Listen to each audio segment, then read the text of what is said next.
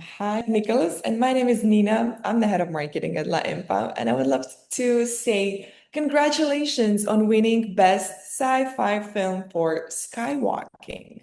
Thank you so much. It's a great honor, and I was surprised because I was not expecting it, to be honest, because this film was finished in November 20, last year's November, which in AI world is like decades ago. I wasn't expecting, but the story still holds, I guess, and the visuals. It definitely does because this was an impressive work. It was visually striking and ambitious in scope, offering a truly immersive journey. And we've prepared a few questions for you, if you don't mind me. Um, I will start with who is Cassandra Hex as a character and where did the original idea for skywalking come from? Well, that's a long story because the Hex is like a storytelling universe that began 6 years ago, before I even knew that AI was going to be a thing. Mhm. And the idea is to build a world in the relatively near future, multi-character world. So Cassandra is one of the main characters, but there are other equally important characters in the story. So I wanted to explore this character now that I have this the ability to using AI to create realistic characters and all that, and actually tell the story instead of just use the tool for previews or something like that. So now that I can actually use it to tell the story, I wanted to make a story with the origin story of Cassandra Hex. And why did you choose the letter to Alex format as the foundation of the narrative? Sorry, can you repeat your question again? Course. Why did you choose the letter to Alex format as the foundation of the narrative? I wanted to first explore this particular character because it's important to see how she grows into, and also revealing intricate parts of this storytelling universe. Yeah, some of the things happening in Skywalking are crucial information, hide crucial information for what's coming next. I see. So that's why I prefer to first go with Cassandra, Mhm. and then I'm going to move to Alex because what's happening in Mars is more complicated. Mm. And when we talk about these ray-like creatures and the jellyfish-like beings, are they purely imaginative sci-fi elements, or do they carry some sort of philosophical meaning for you? Both. They do. Uh, One of the things about this whole project is that I'm trying to base it as close as possible to real science. Uh-huh. I don't want magic solutions that are very convenient for narrative reasons, but that spoil the fun of, how things actually work in real life. So I was, I've studied quite a lot. I've done my research on what is expected by some scientists as speculated. Of course, we don't have any science of life yet, but I am betting on a theory, which is not just for the narrative purposes, that life is not that difficult to evolve as long as the conditions are right. So the idea that even on the Venusian clouds, because the surface is intolerable for any form of life, even in the Venusian clouds or on Mars or in underwater and some of the Jovian moons and all that, that there could be life which is also complex life, not just bacteria or something like that. So I've used a lot of LLMs and research to visualize how this could work out, what's plausible. It's not about and that's actually one of the difficulties when working with AI, that uh, doing a person sitting at a cafe is something that the AI has been trained for a lot.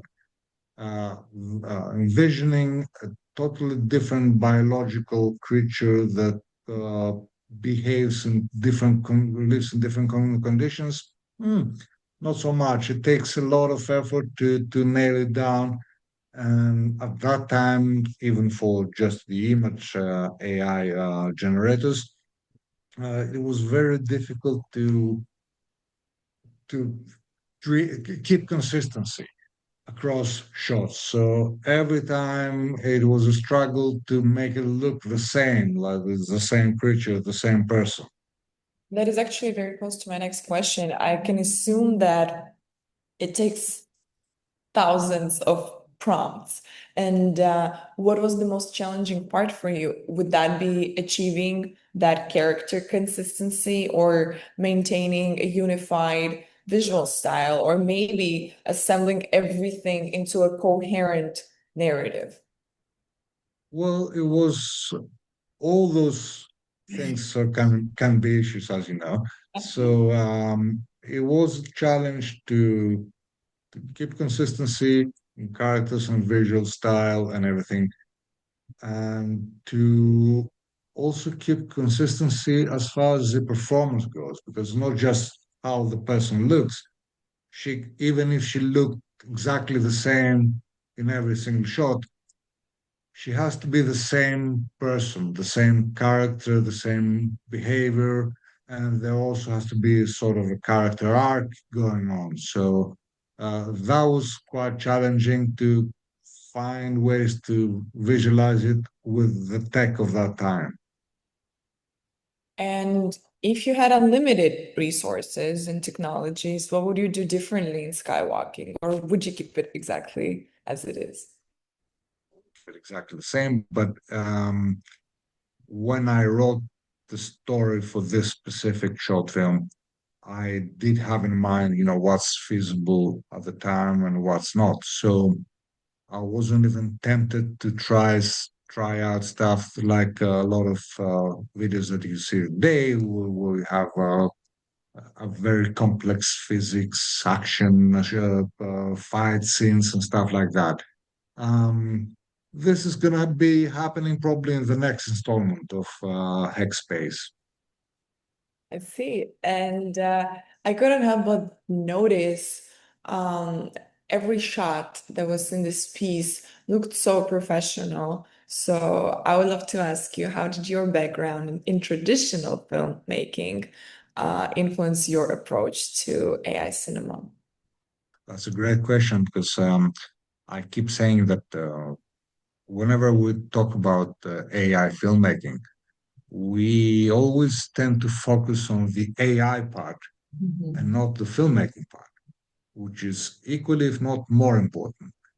The tool is a tool. The tool can do a lot of things. It evolves. It can do complex stuff, etc. But knowing not just knowing the craft, knowing the process, knowing how to approach storytelling through on in a video. Um, that's very important. And my background has helped me because as a filmmaker, I grew up in a filmmaking family. I studied filmmaking. I even edited my first film, physically splicing and taping 16 mil. So knowing all that the discipline and what it takes and being able to translate your vision into a story that can be told through those means, that's the most important part. And obviously, if I had the budget, I might be tempted to how do a hybrid version to combine actors, live action with some CGI. There is a little bit of CGI in there, but and of course AI for the high production value things that are really difficult and really time consuming to make.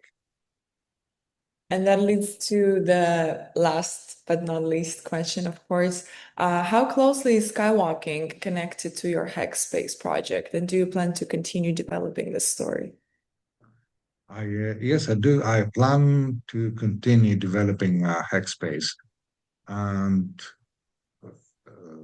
skywalking is part of the story. Is imagine like it's one of the pilots of a series, Okay. so to speak. So it's a bit like a pilot. I'm exploring the tech, also developing the story, developing where this can go, and depending on what the AI tools can deliver and how what sources, what resources I need to tell the story. Um, we'll see when the next installment comes and well, how many other. It's a long story. It's a bit of a saga thing, connecting the whole solar system economy of the future and telling things about our time now as much as the sci-fi part of what could be the future. I would love to see these series streaming somewhere, so please get on it. It was very exciting to watch the pilot, and it definitely left us viewers slash judges wanting more. And once again, congratulations on this well-deserved win and for pushing the boundaries of AI filmmaking forward. And we look forward to a future series. Okay. Thank you so much. Thank you so much for your time. Of course, thank you and have a wonderful day.